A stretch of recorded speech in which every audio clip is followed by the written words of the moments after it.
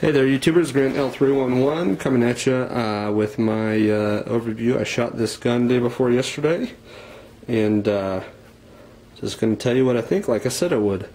Overall, it did pretty good. I was pretty happy actually with how it shot. Didn't shoot like any other $220 gun I've ever bought, so it shot much better than that. The recoil was not bad. It is a 40. The recoil wasn't bad. I honestly have a hard time finding the difference between the recoil of a 9mm 40, 45. They all kind of snap a little bit. I have a hard time really telling the difference. It's just me. I don't know. Some guys can, tell you, oh yeah, that's definitely more recoil, whatever. But anyways, it shot good. It wasn't unmanageable. Actually, the range was actually pretty hot. My hands got fairly sweaty there, and I didn't really have any problems with holding on to the thing.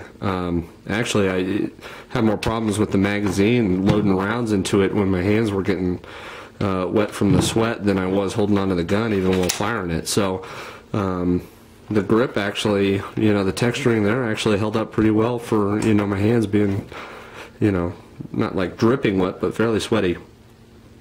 Let's see what else. The magazine dropped out at one point when I was getting ready to, when I loaded it up and went to rack the slide to chamber a round.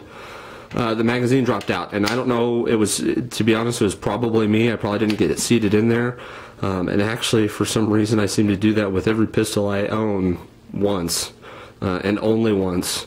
I'll, not get that magazine seated in there, and it'll never happen to me again, because then I remember to get it in there correctly. That did happen again. It was probably me, but it happened. Let's see what else. I shot lots of ammo through it. I shot about 114 rounds. Shot some really cheap stuff, tool ammo, which is dirty, grimy crap. I mean, it all shot fine.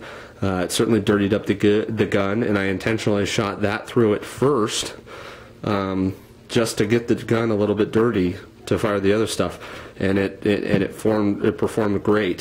Shot some PMC after that, which is fairly good ammo, and then I shot some Remington hollow points, the UMC hollow points that they sell at just Walmart for back $100, and it all cycled really well, no problems there. Slide lock back. Now for the funny stuff. I'm gonna break this down real quick.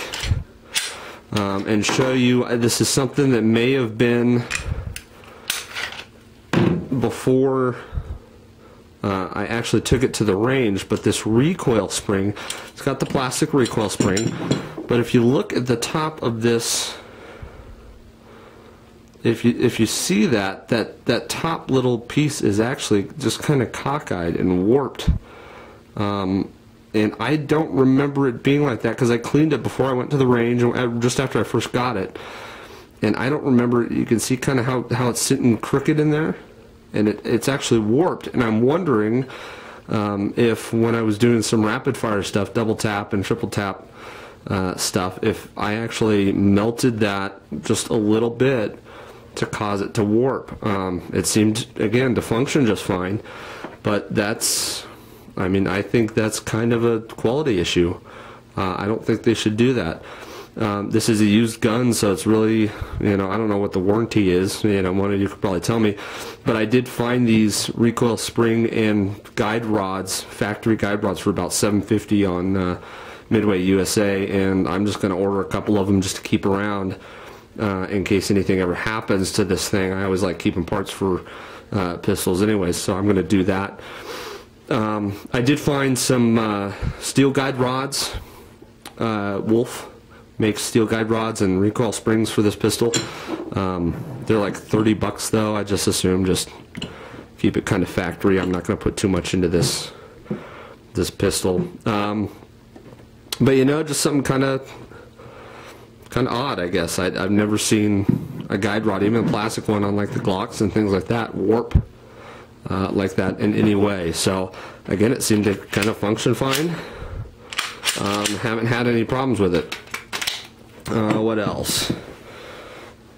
Yeah, I guess that's all I got.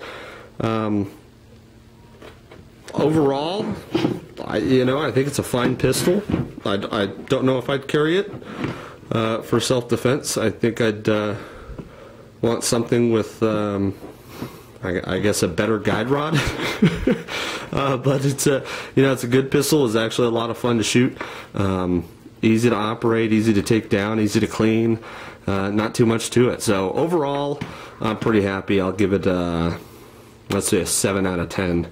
Especially for the price being what it was, if you saw my other video. So if you got any questions for me, go ahead and get a hold of me, PM, whatever.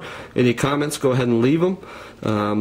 And as a side note, for anybody that cares, a buddy of mine just bought a high point 9mm, and I made a comment on my last Smith & Wesson video that I don't know that I'd spend money on a high point, and I'm still pretty sure I wouldn't. However, I'm thinking about actually taking that one to the range, see if they'll let me borrow it and get my actual input, because I've never actually touched one myself. So it's kind of hard for me to speak on that if I haven't touched one myself. So I'll see if I can do that and report back to you guys.